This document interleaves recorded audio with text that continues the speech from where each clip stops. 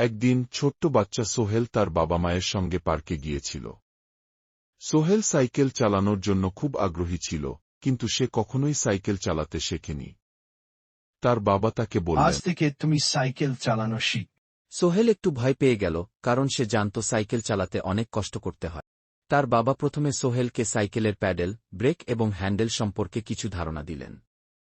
তারপর সোহেলকে সাইকেল চালানোর চেষ্টা করতে বললেন।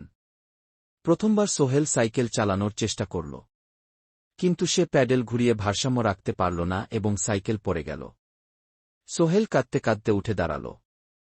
তবে তার বাবা তাকে সাহস দিলেন, দুঃখিত হওয়ার কিছু নেই, তুমি আবার চেষ্টা করো। কয়েকটি বার পরে গিয়ে সোহেল ধীরে ধীরে সাইকেল চালানোর কৌশল শিখতে শুরু করল।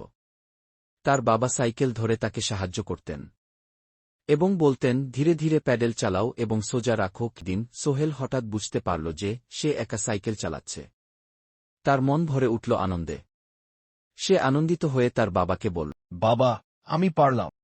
বাবা তার ছেলে সোহেলের প্রশংসা করলেন এবং বললেন, তুমি সত্যিই সাহসী। এখন তুমি যে কোনো কিছু করতে পারো, যদি মনে ঠিকভাবে চেষ্টা করো।